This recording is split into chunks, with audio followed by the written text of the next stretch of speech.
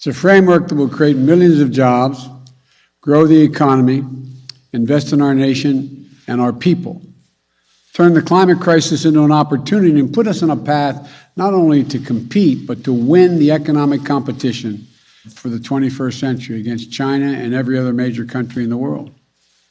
It's fiscally responsible. It's fully paid for. House Democrats again delay infrastructure vote amid party divisions. House Democratic leaders on Thursday were once again forced to push back the timeline for a vote on a $1 trillion infrastructure bill, a sign of ongoing divisions within the party, and a major blow to President Joe Biden and party leaders eager to show they can deliver on their agenda.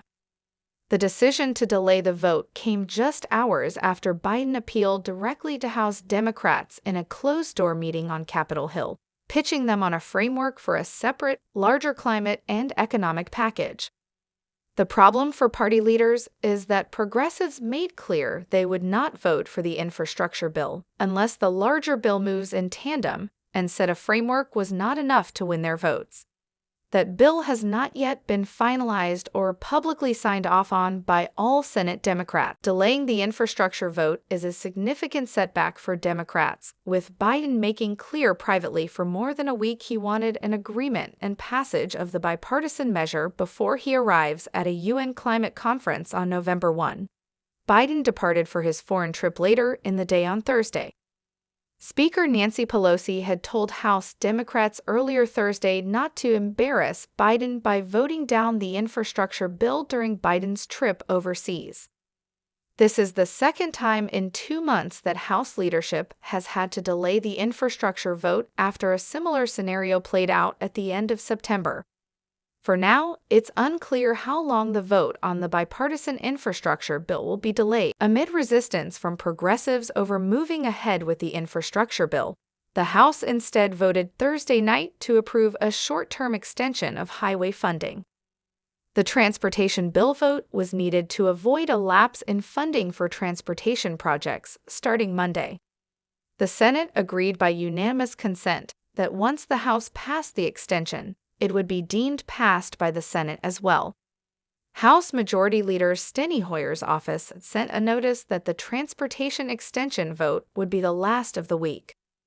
Hoyer later told reporters that yes, he is disappointed they weren't able to vote on the infrastructure package. Asked if it would take until December 3 to pass it, which is when highway funding would lapse after the stopgap was passed, Hoyer said, "No, I don't think it will take that long on when they will finally vote on the infrastructure bill," he said. "I hope soon." Some moderates expressed frustration over yet another delay, arguing that the bipartisan infrastructure bill should be passed now. That's especially a concern for some vulnerable incumbents looking for a tangible win as they head into the midterm elections. Unfortunately, a small number of members within our own party denied the president and the American people a historic win, Democratic Rep. Stephanie Murphy of Florida, the co-chair of the Blue Dog Coalition, said in a statement. "We are extremely frustrated that legislative obstruction of the BIF continues, not based on the bill's merits, but because of a misguided strategy to use the bill as leverage on separate legislation. I'm concerned about Virginia. I'm concerned about the message. I'm concerned about the message it sends to the world right now that is looking at our system of governance with increasing concern about its viability," Phillips said, alluding to Tuesday's gubernatorial election in Virginia, where Democrats had been hoping a legislative win for Biden would help boost Democratic nominee Terry McAuliffe.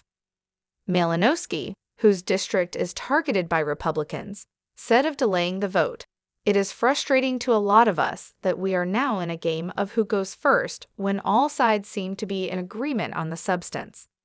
The country has been begging for this. My constituents have been begging for this." Biden pitches Democrats but falls short. During the closed-door meeting with House Democrats, Biden laid out in person long-awaited details of his $1.75 trillion economic and climate package, trying to convince progressives who are skeptical of anything short of a fully written bill and commitments from all 50 members of the Senate Democratic Caucus to back his framework. But he came up short, with progressives still demanding that both bills move in tandem. Phillips was critical of Biden because he did not explicitly say the infrastructure vote should occur on Thursday in the meeting. Pelosi is the one who pushed for the vote. I'm not afraid to say I wish she was more explicit. This is the commander-in-chief of the United States. When you spend political equity in front of a caucus 2 times in a month, I think it's got to be awfully explicit and be more forthright. Neither Manchin nor Sinema explicitly committed to backing the plan Thursday, though they both said they were continuing to negotiate after Biden's meeting with House Democrats. Sinema reacted to the framework by saying in a statement, "We have made significant progress, and I look forward to getting this done." Manchin was non-committal when asked by reporters whether he will support the framework agreement. Later on Thursday, he said, "We haven't seen the text yet. Everyone has to see it. I don't think anybody could say they could support it until they see the text." Notably, however, Manchin signaled support for a $1.75 trillion top line for the package. Asked by media if that price was too high, he said, "No," adding, "That was negotiated." Thanks for watching. Leave comments below. Stay tuned for more news and updates. Don't forget to subscribe to our channel.